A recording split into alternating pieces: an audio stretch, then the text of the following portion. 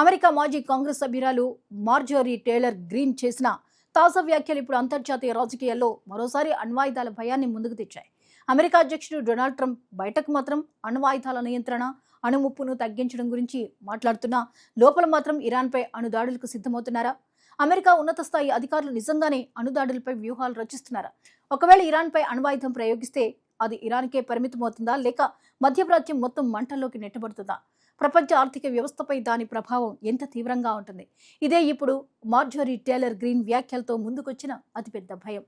Marjorie Taylor green America రాజకీయాల్లో కీలకంగా ఉన్న రిపబ్లికన్ నాయకురాలు కావడంతో ఆమె వ్యాఖ్యలు ప్రాధాన్యం సంతరించుకున్నాయి. తనకు తెలిసిన సమాచారం ఆధారంగా ట్రంప్ యంత్రాంగం ఇరాన్పై అణుదాడులకు సంబంధించిన ప్రణాళికలు సిద్ధం చేస్తోందని ఆమె ఆరోపించారు. ప్రభుత్వ ఉన్నత స్థాయి అధికారులు వ్యూహాత్మక సమావేశాలు నిర్వహిస్తున్నారని పేర్కొన్నారు. ఇదే నిజమైతే సాధారణ యుద్ధానికి అణుయుద్ధానికి మధ్య ఉన్న తేడా ఏమిటన్న ప్రశ్న ముందుకొస్తుంది. అణ్వాయుధం అంటే ఒక అణుపేలుడు కొన్ని సెకండ్లోనే విపరీతమైన ఉష్ణోగ్రతను, భారీ విధ్వంసాన్ని సృష్టించగలదు. పేలుడు ప్రాంతానికి సమీపంలో ఉన్న ప్రాణాలు వెంటనే ప్రమాదంలో పడతాయి. ఆ తర్వాత రేడియేషన్ ప్రభావం మొదలవుతుంది. నేల, నీరు, ఆహార వ్యవస్థలు కలుషితమయ్యే ప్రమాదం ఉంటుంది. రేడియేషన్కు గురైన ప్రజల్లో దీర్ఘకాలిక ఆరోగ్య సమస్యలు తలెత్తే అవకాశం ఉంటుంది.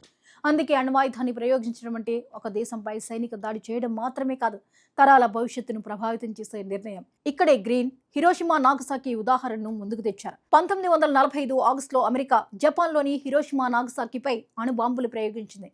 ఆ దాడుల్లో తక్షణ ప్రాణ నష్టంతో పాటు తరువాతి సంవత్సరాల్లో రేడియేషన్కు సంబంధించిన అనేక ఆరోగ్య సమస్యలు నమోదయ్యాయి. అణ్వాయుధాల విధ్వంసక శక్తికి ఆ రెండు నగరాలు ప్రపంచానికి శాశ్వత హెచ్చరికలుగా నిలిచాయి.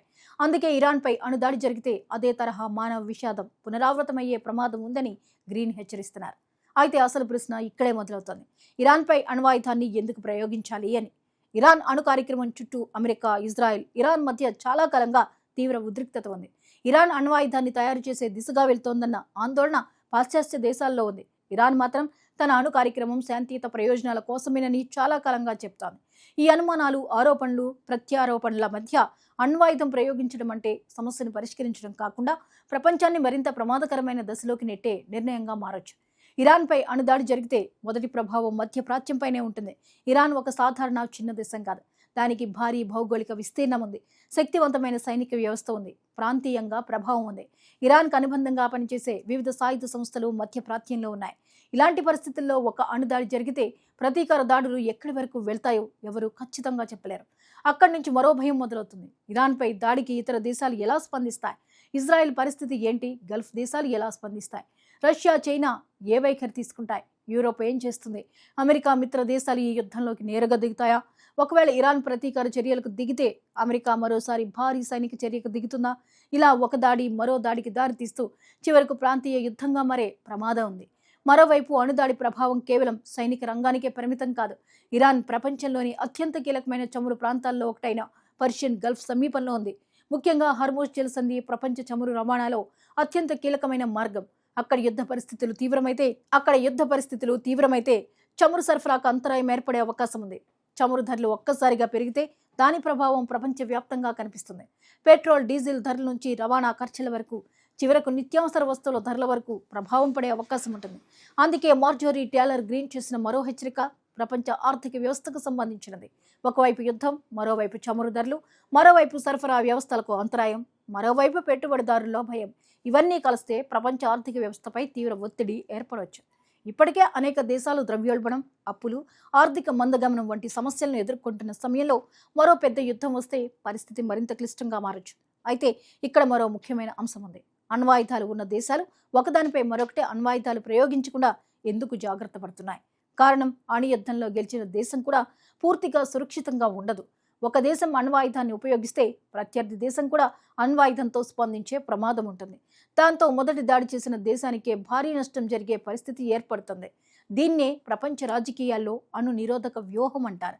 ఇరాన్ వద్ద ప్రస్తుతం ప్రకటిత అణ్వాయుధాలు లేవు. కానీ ఇరాన్ అణు కార్యక్రమం గురించి అంతర్జాతీయంగా ఎన్నో ఏళ్లుగా వివాదం కొనసాగుతోంది. మరోవైపు ఇజ్రాయెల్ అణ్వాయుధ సామర్థ్యం కలిగిన దేశంగా భావించబడుతోంది. అమెరికా వద్ద ప్రపంచంలోనే అత్యంత శక్తివంతమైన అణ్వాయుధ నిల్వల్లో ఒకటి ఉంది. ఇలాంటి పరిస్థితుల్లో ఇరాన్పై అణుదాడి జరిగితే ప్రపంచ అణు వ్యవస్థపై దాని ప్రభావం చాలా పెద్దదిగా ఉండొచ్చు. ఇదే సందర్భంలో ఇరాన్ మాజీ అధ్యక్షుడు మహమ్మద్ ఖతామీ చేసిన వ్యాఖ్యలు కూడా ప్రాధాన్యం సంతరించుకున్నాయి.